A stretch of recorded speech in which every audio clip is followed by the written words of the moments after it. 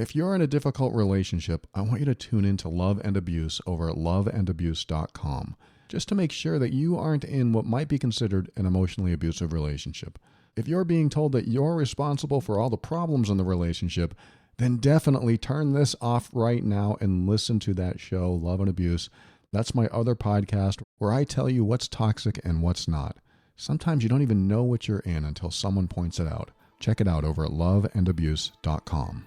Life presents the toughest challenges. Every day you are faced with decisions that test your ability to express who you really want to be in this world. We're told to keep saying affirmations and keep thinking positively, but what do you do when that stuff doesn't work? Welcome to the Overwhelmed Brain, where you'll learn to make decisions that are right for you so that you can create the life you want now.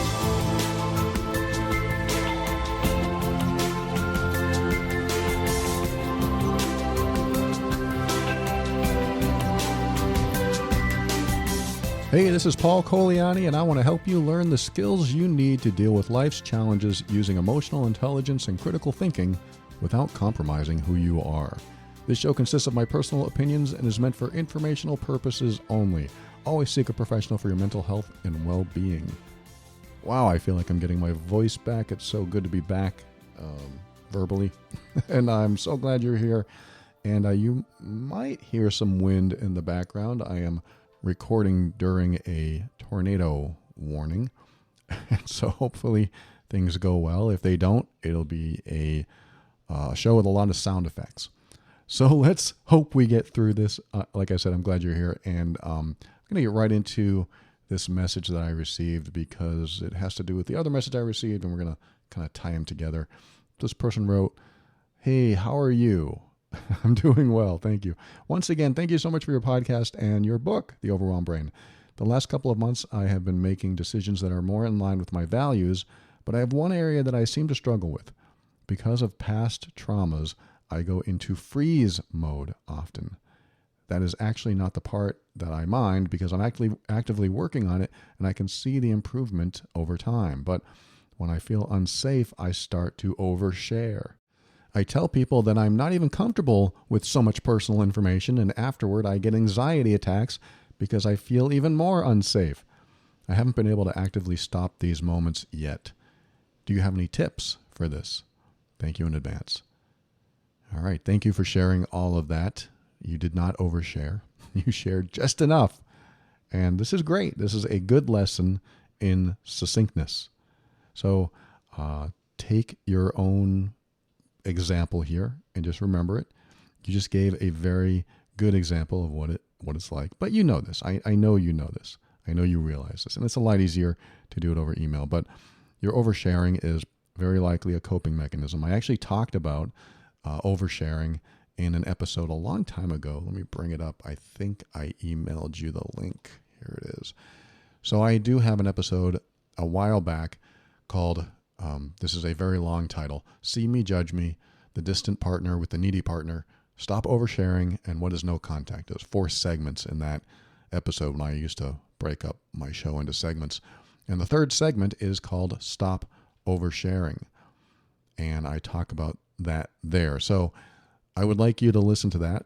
If you're an oversharer or the person who wrote, that's a good episode to start with to figure this out. Like I glossed over really quick, it is a coping mechanism. It is something that makes you feel more comfortable, or you think you're going to feel more comfortable. It's part of probably an old pattern of behavior, an old pattern that helps you feel like you're going to survive the moment.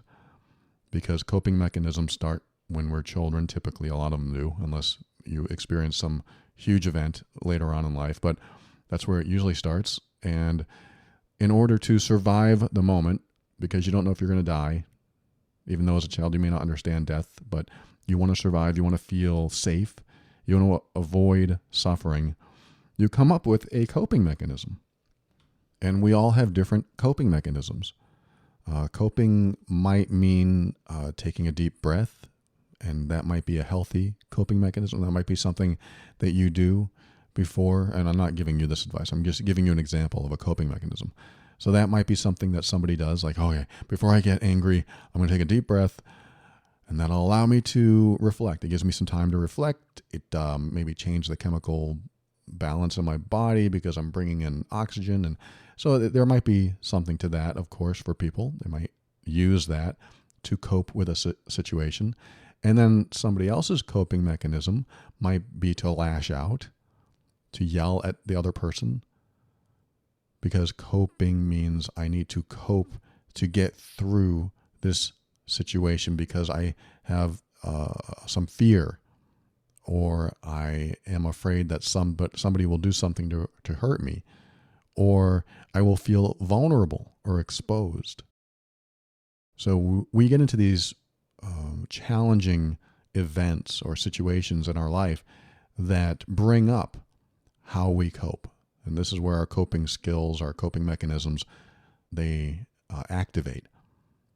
Now, what's interesting about this is I talk a lot about this in the Healed Being program for emotionally abusive people that want to change. In that program, I tell the students, I guess you could call them the people taking the program, that part of the reason, or a lot of the reason, if not the main reason, you are hurtful is because you developed a coping mechanism to push your pain and fear and suffering onto someone else. And so if you don't want someone to see your deeper fears, or you don't want them to know how afraid you are, you don't want them to know how vulnerable you feel or how stupid you feel, if you don't want someone to see that deeply into you, and you developed a coping mechanism a long time ago, like when you were a child, that you learned that it was a safer place for you to push and maybe intimidate or bully or lie. You learned a long time ago that keeps you safe. Then what that does is transform into adult coping mechanisms that can cause problems in adult relationships. Because as children, the coping mechanisms probably worked. Because as children, we try different things until we find out what keeps us safe. I'm not talking about every situation and every circumstance, but when you feel fear as a child, you're going to have a response or reaction, and then you're going to create some way to cope with that. And so I don't know if I'm preaching to the choir here or if you already know all this stuff, but I think it's helpful to have that background when you think about things you do today, like this person who overshares. So, I was getting my tire fixed, and then this guy came along, and then he said all these things, and I felt really scared. And I mean, that to me, I'm just making a guess what might be oversharing, even though there might be a lot of trauma in that sharing because it might have been a traumatic event. But I'm sure this person who wrote is talking about just general things about oversharing. Oh, here's my social security number. No, probably not that much, but she probably just shares more than she needs to, almost like she doesn't know when to stop. If you don't know when to stop, then you're probably not really interacting. And again, I talk more about this in the other episode I mentioned, but let's just kind of address it a little bit here, is that you are not being consciously aware or conscious of someone else's responses to your interaction or your conversation. So you are conversing, you are having a conversation, you are supposedly interacting before you're sharing or oversharing. And then at one point you just go off on autopilot and just start sharing and sharing and sharing. Now, a coping mechanism, a defensive mechanism, a protective mechanism that kicks in, it could possibly be a way for them not to get a word in so that you keep your power, you feel safer. If they can't get a word in, then you won't be stuck. You won't feel like you have to explain yourself. You're just going to continue talking so that they can't really interrupt or get a word in, and that makes you feel safer. Because if you feel safe, then you can get through that moment. So the oversharing part probably makes you feel safer. So this is I mean, there's all kinds of directions we can go with this, but this is where I go when it comes to coping mechanisms, is the one question: what will happen if I don't do that? What will happen if I don't overshare? What will happen if I don't lash out, if that's your coping mechanism? What will happen if I don't smoke this cigarette, if I don't do some emotional eating? What will happen if I don't force the other person to think about what they did wrong so that they don't have to focus on what I did wrong? What would happen if they focused on what I did wrong? This could go in a lot of ways, like I said, but that's the question. What would happen if I don't do it, or if I didn't do that? That's a good question to reflect on. So you're going to have some answers. The immediate answers will probably not be close enough to the truth to make a change. So the immediate answer to what would happen if I didn't overshare in that moment, the immediate answer might be, well, I might get afraid. I might feel anxious. I might have a heart attack because I'm having a panic attack, and it feels like a heart attack. At least, that's what it feels like for me. And so what would happen if that occurred? That would be my next question. What would happen if I didn't do this coping mechanism and that fear became a reality? The fear of what might happen if I didn't do that became a reality. If I didn't overshare and I felt anxious, what would happen then? Well, I would feel anxious, yes, but my next question, because this is what you're doing, you're drilling into your psyche, you're drilling into the way you respond and the way you cope. And this is important for you to know so that you can start to break down the process instead of having it fly by you at lightning speed, because the process of coping and your responses, the process of your reactions, has steps.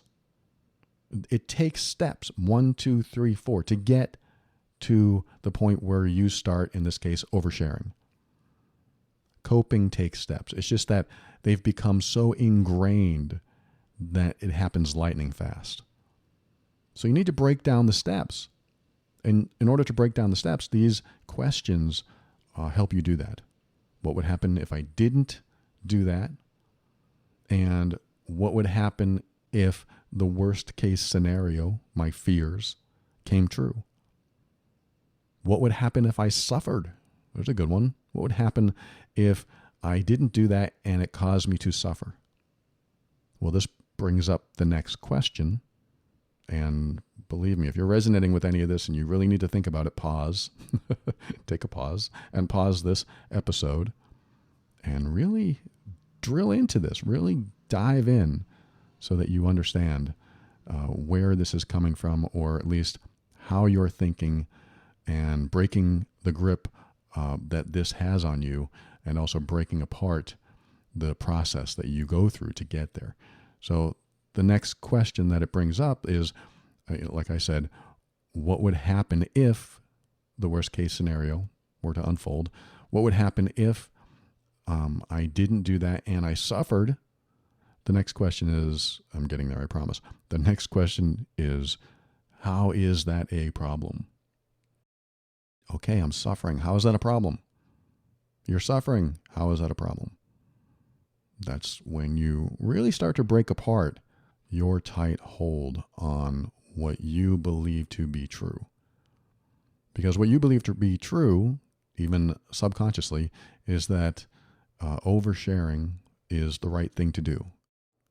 Even if you don't believe you have control over it, at some deeper level, you believe that oversharing is the right thing to do to keep you safe, to keep you comfortable, to help you survive the moment. But now I'm asking you to consider not surviving the moment. Oh my God, what would happen if I didn't do that? I might do something else. Okay, well, what would happen if you didn't do that then? Because you might go for another, or you probably will, go for another coping mechanism. Now, when you get to the point where you say, okay, if I didn't do that and now I'm in pain or fear or I'm suffering Or even I might feel bad, I might feel embarrassed, I might feel ashamed, any of those negative feelings that we don't like. What would happen if that happened?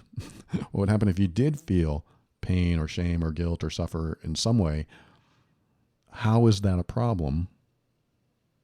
Because now you have to answer how suffering or feeling any of those things is a problem. And that involves maybe some more deeper level thought and reflection. Because the first answer is not usually the right answer. It's a stepping stone to the right answer. But the first answer is going to be, well, nobody wants to feel that. Nobody wants to be in pain. Nobody wants to feel anxious. Nobody wants to suffer. Yeah, that's probably true for most people. But how is it a problem for you? The generic belief is that, yeah, most people don't want to suffer. But how is it for you? How is that a problem if you suffer? What happens to you if you suffer? Well, if I suffer, I'll feel pain. And then I'll ask you, well, how is feeling pain a problem? If I feel pain, I'm afraid and I'm worried. And, they're going to have all these replies, or when you're doing this to yourself, you're going to have all these responses that come up. And this is why I love the drill down process that I talk about on this show and other episodes, where you keep questioning the responses you get and the emotions you feel to the point where you finally get to the deepest part of you that is almost like the core, the origin of any of the negativity you feel, any of the fear, like a fear of suffering, any of the pain, any of the worries that you might have. There's a core in there. It's like derivation of everything that drives your behaviors. Not everything, but a derivation of the steps it takes to get to the fear or the coping mechanism. And when you drill down and get to where the origin is, the tight grip that used to have on you loosens and sometimes disappears. Because sometimes you find out it wasn't what you thought at all. Most of the time, actually, it's not what you think at all. Because, for example, I had a problem with jealousy in my 20s.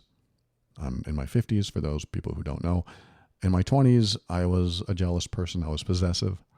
So when I was in a romantic relationship, my girlfriend talking to another guy would make me jealous. I look at it now and I think, well, that's silly. But back then, wow, I was afraid. What was I afraid of? That's another great first question, or a question. What are you afraid of? And then, later on in life, when I healed from the jealousy and the possessiveness, I asked myself, what would happen if I wasn't possessive? I could say what would happen if I wasn't jealous, but jealousy was actually the precursor to the other actions I took. And one of the actions was my possessiveness and feeling clingy or being clingy, constantly telling them to call me when they get somewhere and tell me when they're coming home. There was a lot of little controlling aspects of my personality, and I know they felt it. But this is what I had to do later on in life to figure out, well, why was I jealous? Oh my God. And part of it was what would happen if I didn't do the behaviors that my jealousy caused me to do. What would happen if I wasn't possessive? What would happen if I didn't call them? What would happen if they didn't call me? What would happen if I took a day off from being clingy? I wanted to know what would happen if I didn't do the behaviors that made them feel uncomfortable or even grow out of love with me.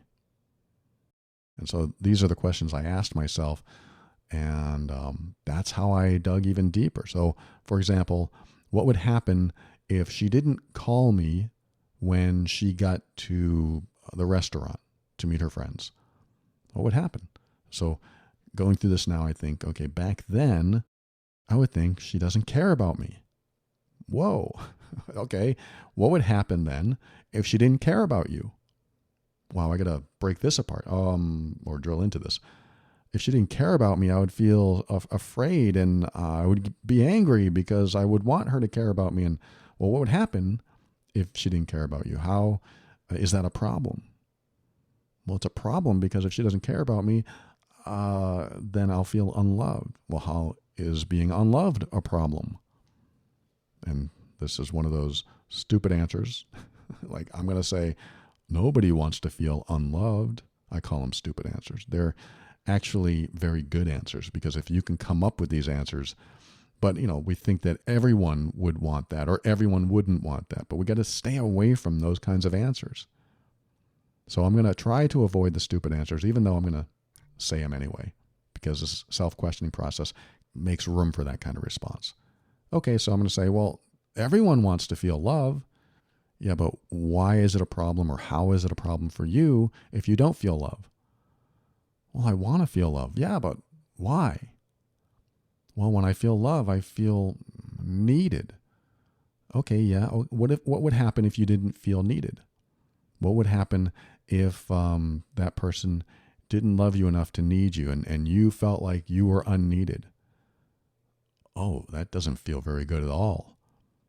And you can see I keep drilling down and drilling into getting closer and closer to the origin of what's driving my behaviors today. Because our behaviors today, when we have a negative reaction to something, like this person oversharing, she doesn't like it, she doesn't want to do it, and it even makes her anxious later on. When we have that negative reaction, it has an origin. But we're so far removed from the origin, we're so far separated from what it actually is and what we're actually responding to, that if we don't drill into it, it controls us. So this is really controlling her life. This is a coping mechanism that is controlling her life that no longer helps her cope. It may have at one time, though. It may have. I mean, let's just think of an example. Maybe she talked a lot when she was younger to avoid getting spanked, getting hurt in some way by an adult, or maybe another kid. Maybe she learned that talking a lot was the way to keep herself out of harm's way.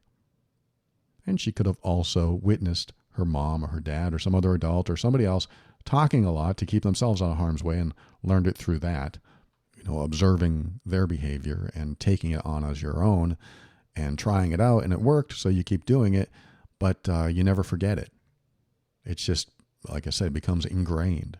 So you do the behavior over and over and over again. And these are the kinds of things that I had to learn about myself. Why am I causing my partner to feel guilty? Why am I doing that? That's a coping mechanism so that I don't have to face the idea that I might have to change who I am. And they might see a part of me that they don't like, and I don't want that to happen. So what I'm going to do is cause them to feel guilty so that they focus on themselves, and I don't have to worry about changing myself. That's emotional abuse, in case anyone is curious about that. But my coping mechanisms turned into emotional abuse. Now, this person's coping mechanism is very self-focused. She's not trying to push it onto someone else. In fact, it sounds like she's doing her best not to make anyone else feel anything. In fact, I might go down the road of saying she is trying to control them by doing behaviors that she believes will make them act a certain way. It's not emotionally abusive. It's just a protection for herself. I need to protect myself from a certain behavior that they might do that would cause me to suffer in some way. So this is what I'm going to do. I'm going to protect myself by doing something that I know always works. But she may not have understood that her oversharing was causing her to control other people. And it doesn't mean that they're out of control. It just means that she has decided that this behavior helps her get through a challenging situation so that she doesn't have to deal with the pain or the suffering or the fears. I mean, I'm doing some armchair analysis here, but this is my take on this, my viewpoint. And so what do you do about that? You do the drill down, you question yourself, try to break it apart because it has a tight grip on you now, and all these behaviors go by lightning fast, at least all the steps it takes to get to this coping mechanism that kicks in goes by lightning fast. So in order to slow that down, we have to break it apart with those kinds of questions. And those will help you understand the origin, because the origin is almost always in childhood. That's when we are developing the best and the worst of us. That is when we are doing things that will probably end up in our life as wonderful or detrimental. That's when we are creating function or dysfunction. But as a kid, it's not dysfunctional. It's not toxic. It's not bad. It just helps us get through those moments. So it is very helpful today as an adult to look back and ask ourselves, is the behavior that I did as a child still effective today? Is it healthy today? Is it helpful today? Does it really help me? Or has it become a detriment? Has it become toxic to either me or them? Or is this a behavior that I need to stop because it's no longer effective? And I know what this person's going to say. She goes, well, I know this isn't effective. It's driving me nuts. It's causing panic attacks. I know it's not effective. The problem happens when you still believe it is effective because parts of your childhood are still running your adult life. Some people call that the inner child. The inner child is running the show in some areas of your life. So if you have an inner child that believes this is how I'm supposed to respond, this is how I'm supposed to act because it helps me survive the moment, it helps me get through without pain or fear, then it's time to reevaluate that. These are the kinds of things I had to think about. Like, okay, I developed this as a child for what purpose? And I would think about, okay, my stepfather, he would yell and scream, and he was an abusive alcoholic, and I had to stay away from him in any way possible. And I knew for a fact, because I saw my mom do it, so not only did I learn this, but I saw her do it too. I knew for a fact that if we killed him with kindness, not killed him, but we were very, very kind to him, and we people pleased him, we would not be harmed. And I became the ultimate people pleaser, which also destroys relationships. I have episodes on that too. But or at least when I became the ultimate people pleaser, I brought that coping mechanism into my adult relationships and basically showed the world that I had no boundaries. And that also led to emotionally abusive behavior. I have a whole dysfunctional history.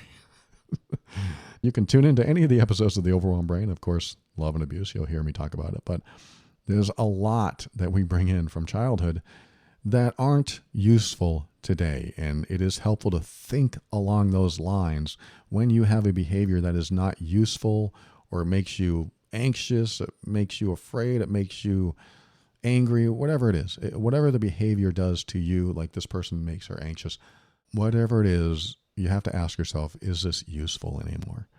Because sometimes it is a choice. Well, it's always a choice. I'm going to give you this. It's always a choice to do the behaviors, because if you didn't have a choice, I wouldn't receive a message saying, I want to stop this behavior. So it is a choice, but the thought of stopping it is too scary. And so the choice becomes to do it. I know I'm going to get some feedback on that, maybe not so supportive feedback, because some people are going to say, it's not a choice, it just happens. You're right, it does. A lot of the times it's unconscious and it just kicks in. That's why I was talking about lightning fast. But when you start questioning it the way I'm sharing today, what ends up happening is that you become conscious and conscientious of the steps it takes to get to that coping mechanism before it even starts to do anything to your behavior. You get into your psyche, your subconscious mind that helps you break apart the tight grip that you have on it and your mind has on it. And when you go through this process, when you start to break it apart like this, you start to understand the steps it takes to get there, because it's starting at a point very deep inside of you. And if you're able to discover, reveal, uncover that origin, then the rest of it kind of falls apart. It may still be there and you may still do the behavior, but that actually turns into habit, and it actually is something that becomes more of a choice. So this is where I'm trying to get you, to get to the point where you actually have a choice to do the behavior or not. Because right now it feels like you don't. And when you break it apart, like I was talking about, then you do. Because I believe that all behaviors, there is some benefit to almost all behaviors. For example, people-pleasing is a dysfunction in many cases. I can attest to this for my entire life. But now I can choose to be a people-pleaser at the right time for the right reasons that aren't dysfunctional. My choice makes me in control of my dysfunctions. It's not really a dysfunction if you use it for good, if you use it for healthy reasons. For example, I might choose to be a people pleaser when I'm in a dangerous situation. That would be very helpful. That's a very helpful tool. That dysfunction turns into a helpful tool, but it's still a choice, and it's still a choice. And that's the important part. It needs to be a choice. And I want you to start thinking about any coping mechanism that you have, and you may have to learn what your coping mechanisms are, but anything that you have that when you do it, you don't feel very good about it, or it's not giving you the results that you want in life, I want you to think about it being a choice and making a different choice. And you can kind of go through the visualization. I've said this before, but it's a great question. A visualization of what would I do or say if I had absolutely no fear of the consequences. That's a good visualization, because this person who overshares, she probably wants to do or say something else. And instead of doing or saying something else, she instead does her coping thing. She overshares. She talks about too much, and she shares too much. She expresses too much. So yes, when you do a coping mechanism, there is an alternative to your coping mechanism. There's an alternative to your next response, reaction, or behavior. And that alternative it is in line with the question, what would I do or say if I had absolutely no fear of the consequences? And then you go through it in your mind. What would I do? I would probably take a step back and look at them, and then I would say, you know what? When you just said that, it made me angry. Whoa, I don't want to do that. That's bringing up my fear of confrontation.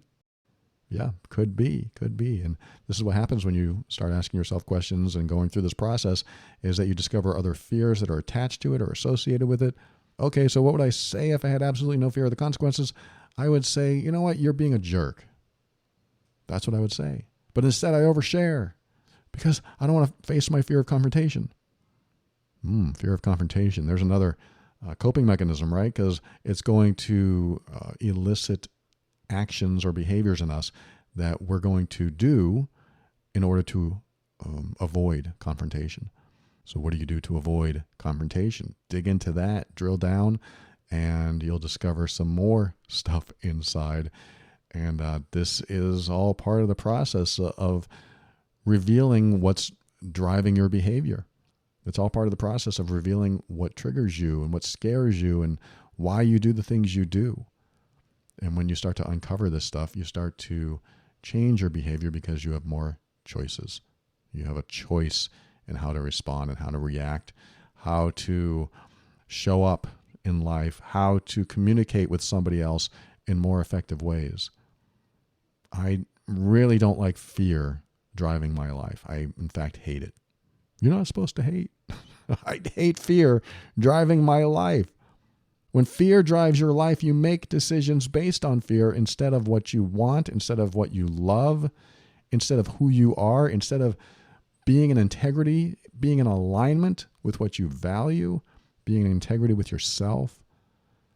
When you base your responses, your actions, your behaviors, everything you do and say on fear, then you usually get more of the same of what you don't want.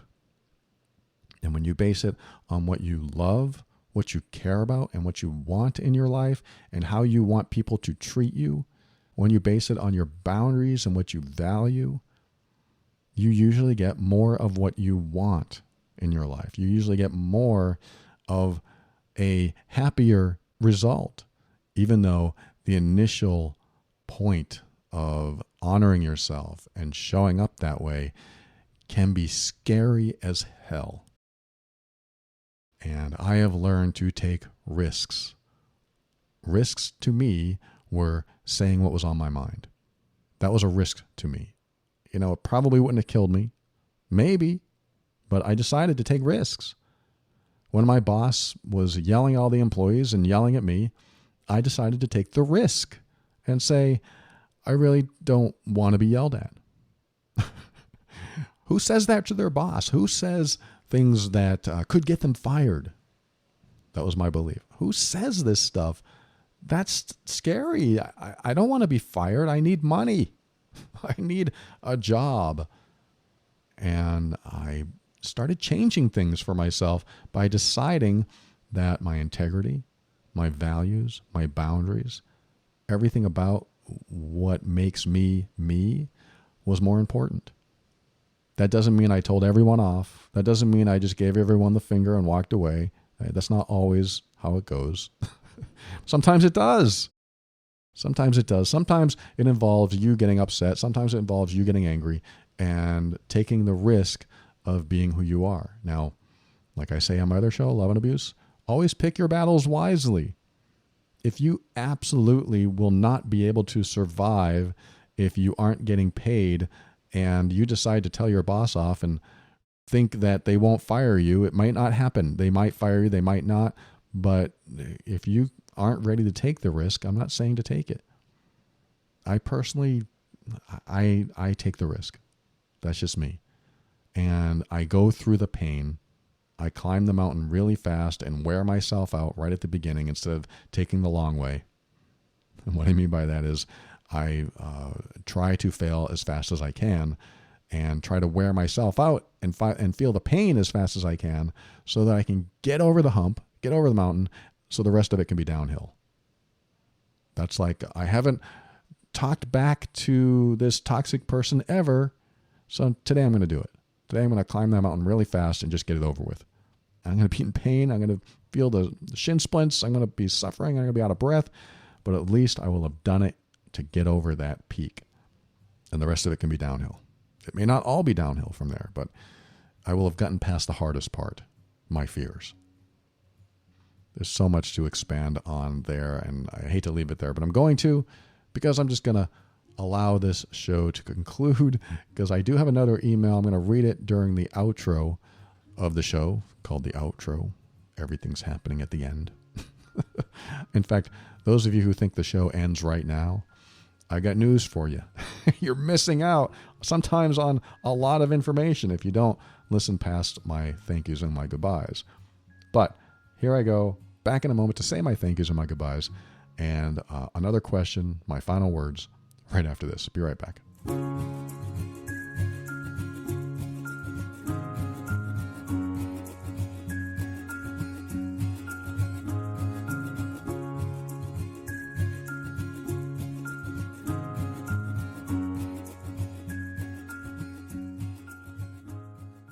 Thank you for listening to another episode of The Overwhelmed Brain. I want to thank our patrons of the week, Crystal, Angel, Chris, Michelle, Emily, Fatsile, Wanda, Dilek, Victoria, Maria, Sally, Andy.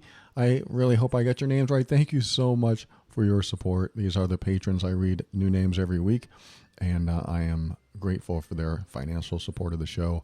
And if you value this show like these patrons do and you feel the need to give back, you certainly can. Head over to moretob.com and you have the option to do that, and you can be part of the patron program.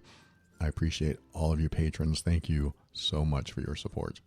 And I'm going to read you a couple of, what are these? I'll just read them. I'm not sure what they are. Paul, I just read your article, My Healing Journey from Being an Emotional Abuser. That's right. I wrote an article a couple years back that actually talks about my journey from stopping the emotionally abusive behavior, and some of that I talked about today. And this person said, I've never felt so more impacted by text in my life.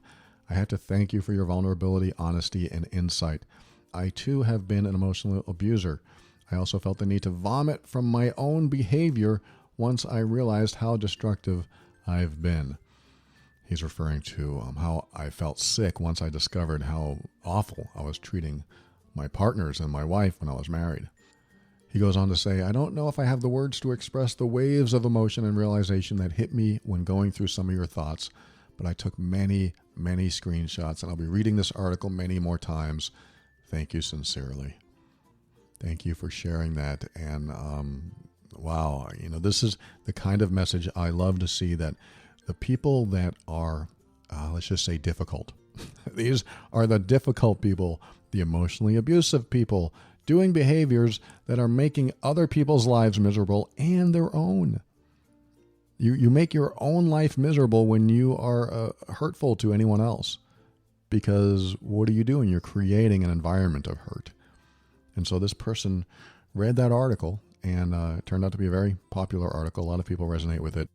And he is thanking me. So I'm just reading this to you because I love receiving messages from people who were the perpetrator of the behavior, and now they don't want to be anymore. That is important for all of us. It's important.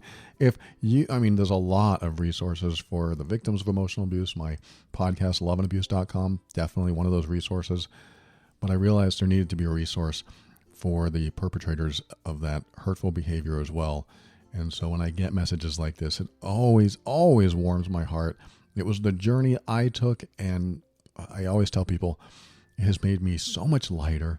I'm not in constant trigger mode. Like I used to be in constant state, like a hair trigger mode.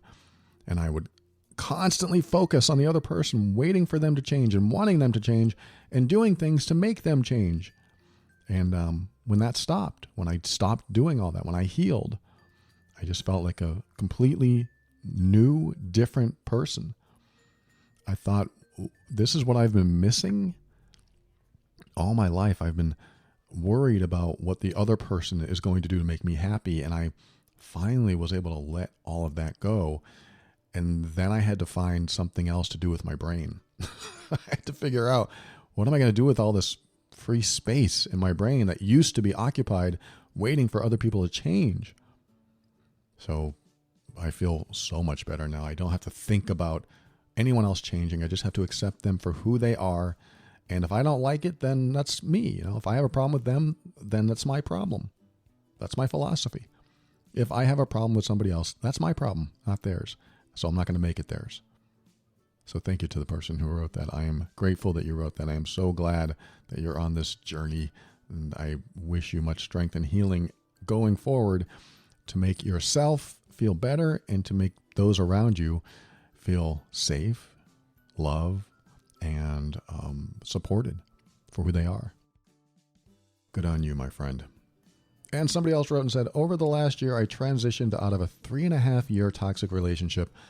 I moved many miles away, and let me see what else to say. I repeatedly heard I've changed only to be re-engaged in the cycle of abuse.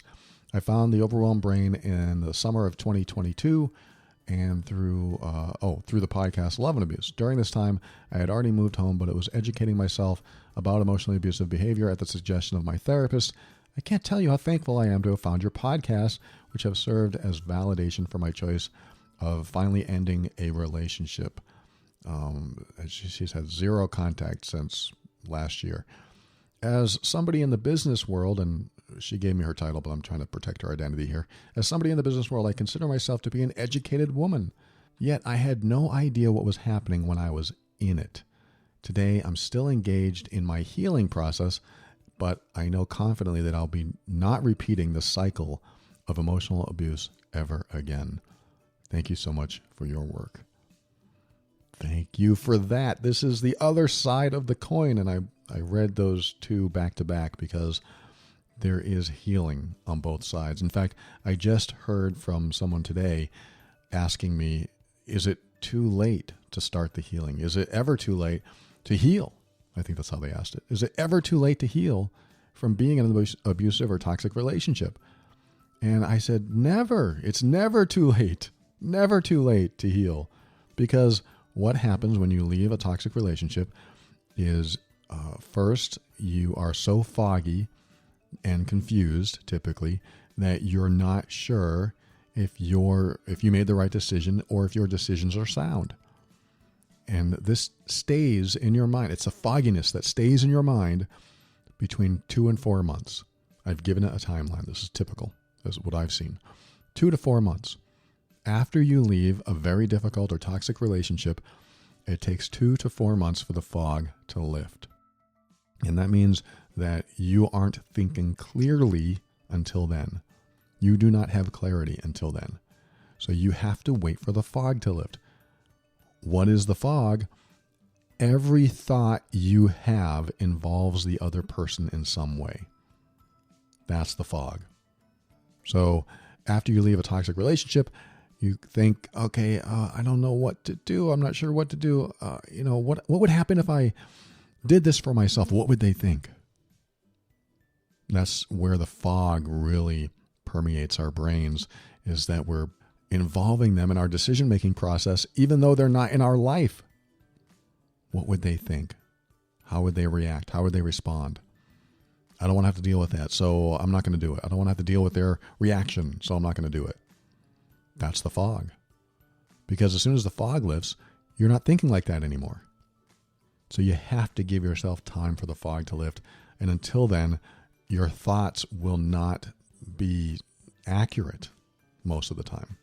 Unless your thought is, I made the right decision. I mean, you're going to be clear on some things. And some people will be more clear sooner. Some people will know right away. They'll be very clear right away. But when there's been a lot of trauma and a trauma bond has developed, where you mix love and abuse and you think in order to be loved, you also have to accept the abuse. I mean, it's a bigger issue than that, but that's kind of what a trauma bond is. You're traumatized in your love and it all becomes meshed together. When there's been something like that for a while, it takes a little while to snap out of that. And so you just give yourself time. And I read this one in particular because the smartest, the kindest, the happiest people, if they get into a toxic relationship, it wears them down, it wears them out, and it makes them question themselves. And of course, their happiness, it disappears. And when all of that happens to a lively, robust, vibrant, happy, intelligent person, wow. I mean, that just, you feel like everything that you've worked for is now destroyed because you were in this stupid relationship. I mean, that's what they might think. Sometimes it is. You were in this stupid relationship and now you don't feel yourself anymore. And now you got to rebuild who you are. So you get out of the relationship, you wait for the fog to lift, and now you're going to rebuild who you are. And oh my God, will I ever get back to who I was? I used to be carefree. I used to be happy. Maybe not carefree, but I used to be happy and I used to make decisions really quick. But now I have to be careful. And I hate that hesitation in me. I hate it. But this is what happens. You just have to rebuild who you are so that you can reinforce yourself and reinforce that it's okay to be who you were. It takes time, but you can do it and you will do it, but you will be smarter. You're already smart, but now you'll be smarter when you get out of that relationship and you start to look back and think, okay, what'd I miss? What were all those damn red flags? What were they? This one. When they first said this, I should have said that. I didn't.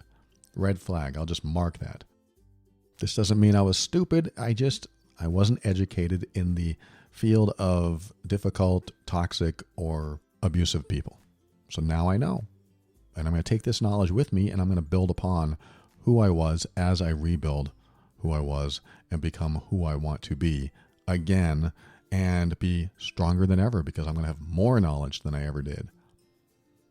So thank you to those two people who wrote. I am so grateful you are getting into a better space. You are in a better space, and your life's only going to get better from here. So anyway, if you're looking for a show on how to deal with difficult relationships, head over to loveandabuse.com. And if you know you're the difficult one in the relationship, head over to healedbeing.com. I think those are going to be important resources for certain people out there.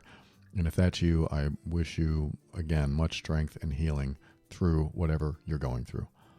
Finally, thanks to Kevin MacLeod of Incompetech.com for some of the music transitions in The Overwhelmed Brain. And I did want to read one more email. I said at the very beginning, I have 2 emails today. I actually already read a few, but this had to do with the first segment. The person wrote, I had severe anxiety for a long time, and your podcast has really helped me. So firstly, thank you so much for all you're doing. You're welcome. Thank you for sharing that. I've only just started your podcast, so I'm listening to your older episodes, 2014 now. She's listening to way, way, way back.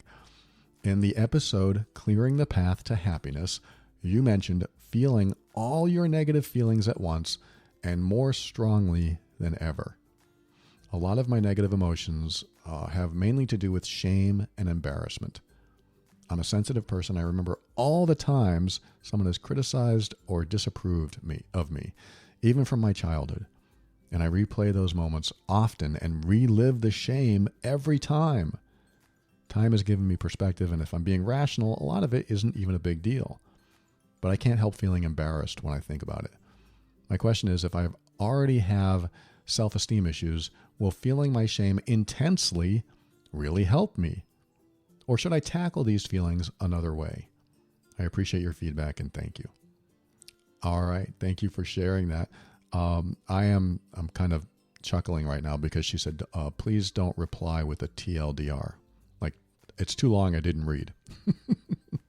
It's really short. And I think she said that as a joke. So thank you for sharing that. And I'm sorry that you're dealing with this. And you ask a very important question. If I already have esteem issues, will feeling my shame intensely really help me? Probably not. I don't want you to feel your shame intensely. And in fact, if I ever said that, I take that back. Because I don't want you to have to re-experience traumatic emotions. I don't really think I said that, did I? Well, I might have said that for the purpose of when you experience the emotion today, it's going to feel different because you're a different person. You're in a different space, just like you were sharing that you now think about it in a different way. You said you're a sensitive person, but you relive the shame every time. But time has given you perspective, and you say, if I'm being rational, a lot of it isn't even a big deal. So that's probably part of what I was saying. This is a long time ago, but it's pretty similar to what I used to do, which is, yes, I would actually turn on whatever emotion I felt back then and experience it like to the greatest level I could. If it was shame, I might amplify it. I might have said that in that show. I might amplify that shame. Like, okay, I'm going to experience that shame even more and even more. But there's an end point, and there's a limit, and there's a point where it becomes ridiculous, because how much shame can you possibly endure, or how much of anything can you possibly endure that's something that you don't like to feel? So I don't remember exactly what I said in that episode, but I do know what the episode was about. I wrote a little ebook on it, the same material, and it really is about happiness is intrinsic. Happiness is inside you, and there are all kinds of obstacles to feeling it, but you shouldn't try to seek it. You shouldn't try to seek happiness because it's already there, but what you have to do is get through the obstacles. So that might mean removing all the obstacles from the path. That's why I say clearing the path to happiness. Happiness is inside you. You were born with the ability to feel it, because I bet you as an infant, you were laughing. At one point you were laughing. So happiness, you're born with it. So it's in there. But what happens is over time, we fill up the path with obstacles, with old traumas that we experienced, with triggers that we feel, with coping mechanisms that I talked about today. And we put all these obstacles in the way so we don't feel happiness, or we don't feel happy. So in order to get that, and this is something I experienced in my own life, I have to clear those obstacles. I have to clear the path. And in order to clear the path, I have to deal with my stuff. She has to deal with her shame. She has to deal with her embarrassment. And the person that wrote, I'm going to help you right now, I did create at least a couple episodes on shame or embarrassment. Just go to theoverwhelmedbrain.com, type in the word shame, you'll find an episode or two. Type in the word embarrassment, you'll find an episode or two. And that's gonna be my best suggestions for helping you through this. No, I don't think if you have low self-esteem that you should fill yourself with shame without being guided. I don't like the idea of filling yourself with shame at all. I'm not saying that you should do that anyway, because some people can do that and get through it and be okay because now they experience it and that gives them an idea of what they were going through. And again, there was more to it. I'm not going to get into it here, but no, if you have low self-esteem already, then there's other things that you need to take care of first, like knowing that you're all that, knowing that you're a catch. These are ways to build your ego in a healthy way. What I mean by that is, let's just say that you're rejected for a date. Some people will look inward and go, oh, must be me. Other people that have a healthy ego, or maybe even an inflated ego, will say, I know it's them. But the healthy ego will say, it's not me, it's them. And the deflated ego, or the person with low self-worth or low self-esteem, will say, I know it's me. So we can play this game with ourselves. If we don't feel good about ourselves, we're going to blame ourselves. We're going to say, it must be me. I wore the wrong perfume or cologne. I'm too fat. I'm too skinny. I'm too tall. I'm too short. My voice sounds funny. I have a lot of things to be embarrassed about. I've got this big mole on my nose. I got this big rash on my cheek. I mean, there's all kinds of things that we can blame ourselves for, or tell ourselves that there's something wrong with us, so therefore that's what they are seeing. Because when we look in the mirror, or when we think about who we are, we're micromanagers, or we're micro observers of our behaviors, of our looks, of our problems. We see more problems than good. And when we do that, of course, we're going to continue to feel bad. And we're going to continue to point at ourselves as the problem and the reason that either somebody doesn't want us, or somebody doesn't like us, or we didn't get that job, or we don't make enough money, or whatever. We're going to blame ourselves when we have low self-worth and low self-esteem. And by the way, I go to theoverwhelmedbrain.com. I have episodes on low self-worth and low self-esteem that you definitely need to listen to if you're dealing with that. I remember that's who I was. I had low self-worth when I was younger. So I believe I deserved some of the behaviors that people were doing to me. So I had to get past that. I had to move through that and become someone who, I had to raise my ego. That's all I can say. I had to increase it in a healthy way. I had to bring it up to the point where I had enough ego that I felt good about myself. Enough ego means you feel good about yourself, but you don't think you're better than anyone else. I mean, that's not a real definition, but that's how I feel about it. I think you have enough ego when you feel really good about yourself, but you don't think you're better than anyone else. It's almost like you have compassion for yourself and you see the good in you, and you know you're great. You know that you deserve goodness and greatness. And when you see yourself that way, it can improve your life. So coming back to this person who wrote, she said, I already have self-esteem issues. Will feeling shame intensely really help me, or should I tackle these feelings in another way? I'm going to come right back and tie it to the first segment and ask you to go through that drill down process of questioning. Now, it's going to be a little different because you're not necessarily talking about a coping mechanism, although I could argue that it might be. Like shame might be a coping mechanism. Like if I feel shame, then it prevents me from something. That something might be, it prevents me from feeling something else. It prevents me from healing because maybe I don't believe I deserve to heal. It prevents me from having to confront somebody about the way they made me feel. Sometimes these emotions happen inside of us, and they happen for a reason that we probably would never attribute to. Like, I feel shame because I don't want to talk to this person. Well, if you're busy feeling shame, it might prevent you from doing that because you're blaming yourself. Shame is all about blaming yourself.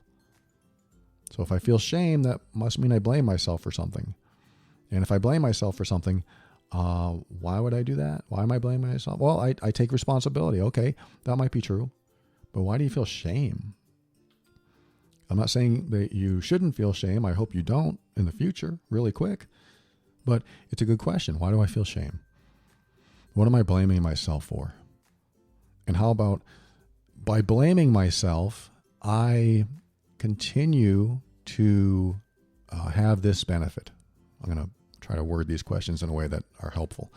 And what I mean by that is, let's just say that there was a benefit to feeling shame.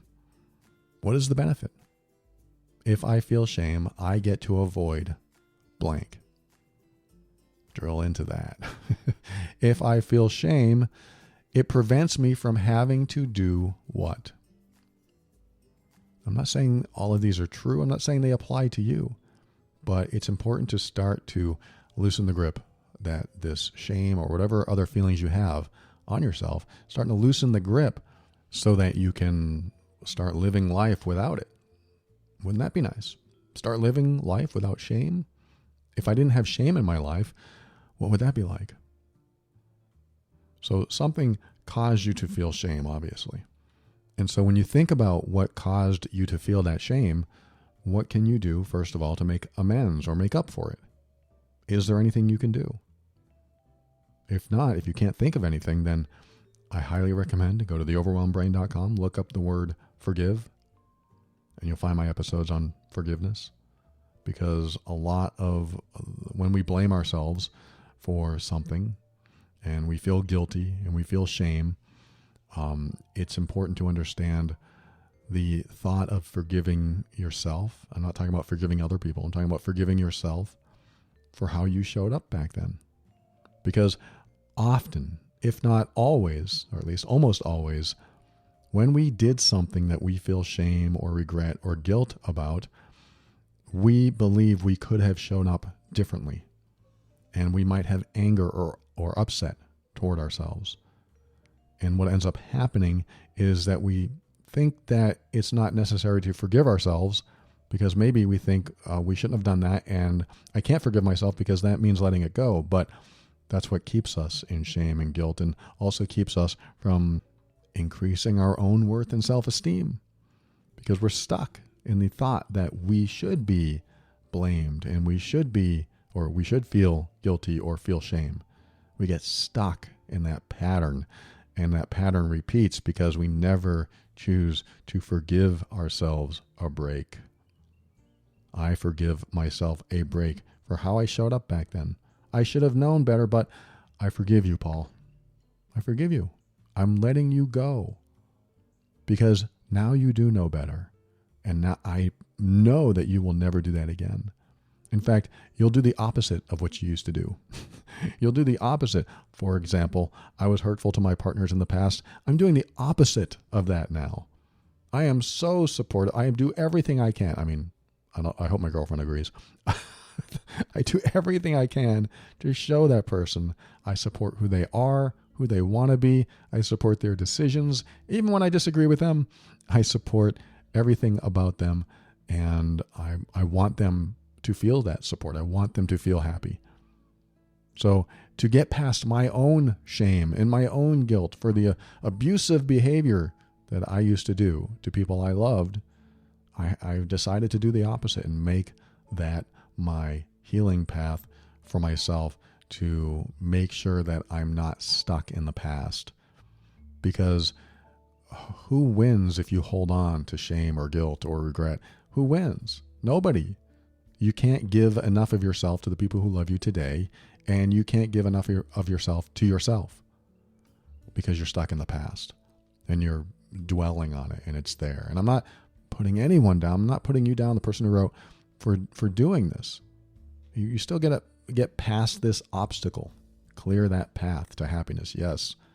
And so this obstacle, I'm hoping that the resources I'm naming right now and the information I'm sharing right now is one step away from that old dwelling in the old past that is, it doesn't sound like it's serving you.